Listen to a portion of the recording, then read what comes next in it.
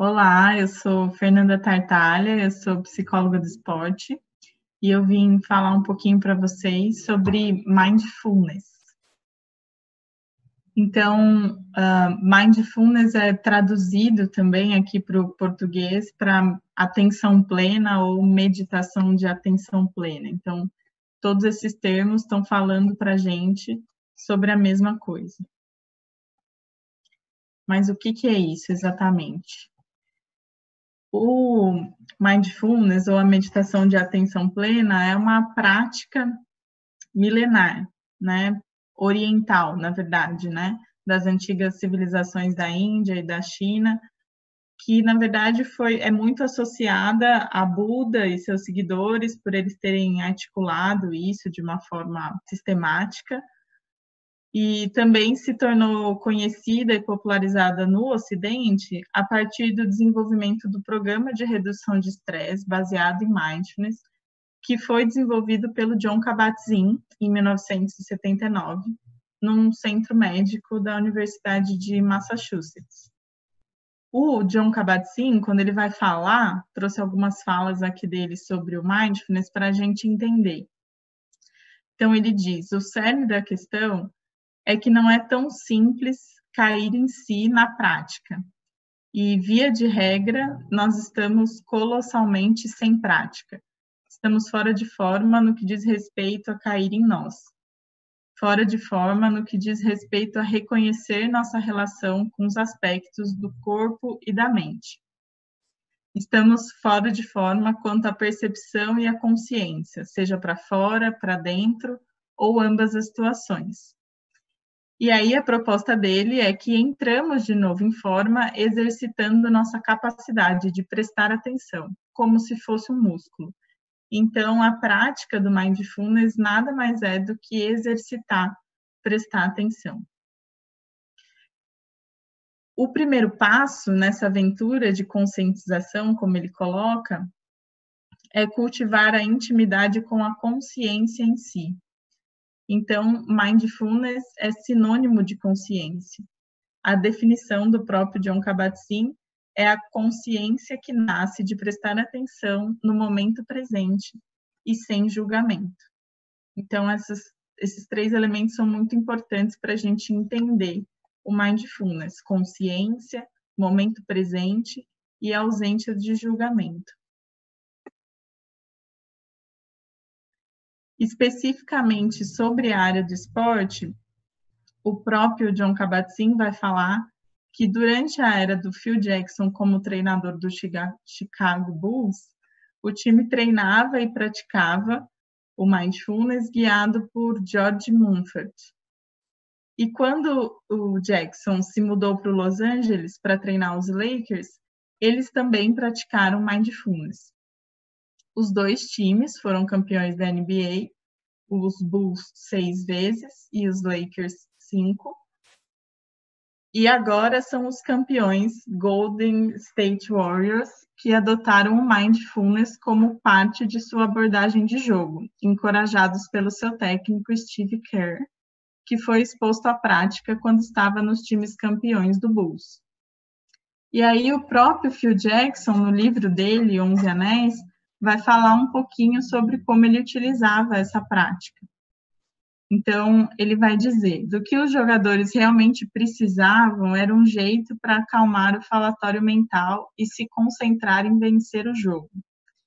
Então, para acalmar os jogadores, apresentei uma das ferramentas que usava com sucesso com os Bulls, meditação de atenção plena. E aí ele vai falar um pouquinho de como ele entende, né?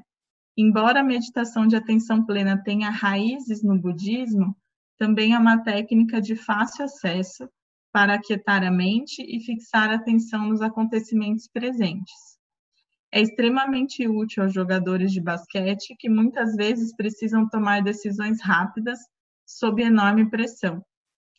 Descobri também que quando os jogadores se sentavam um ao lado do outro em silêncio e respiravam em sincronia, isso os alinhava em um nível não verbal muito mais eficaz do que as palavras.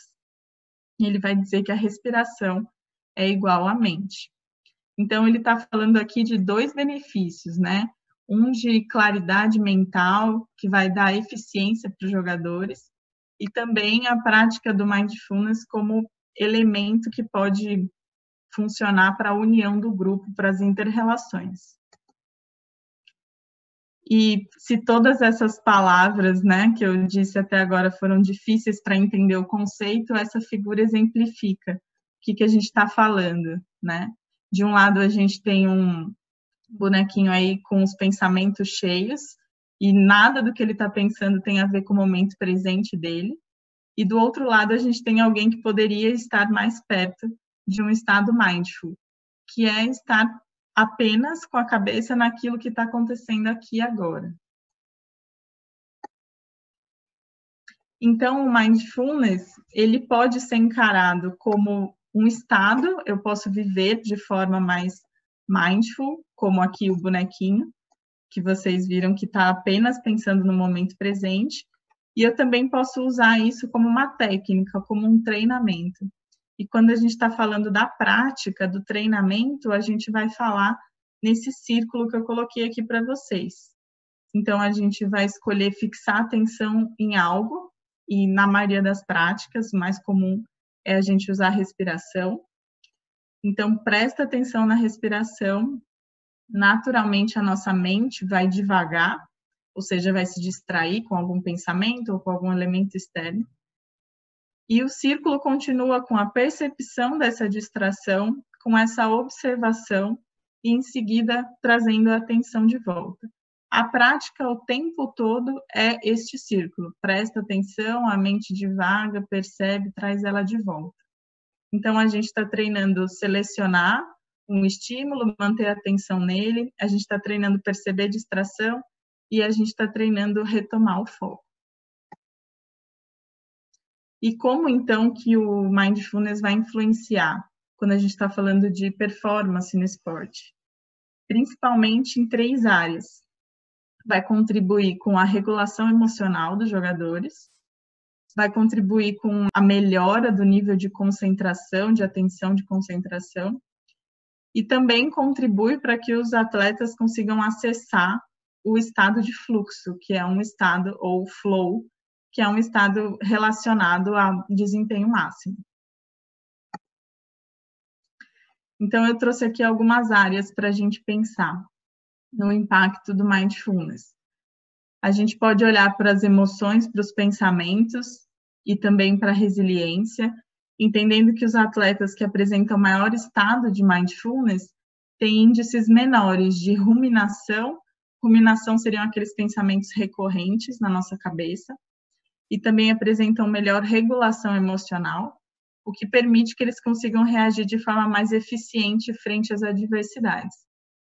Então, melhor regulação emocional, junto com melhor eficiência dos pensamentos, vai levar a uma maior resiliência.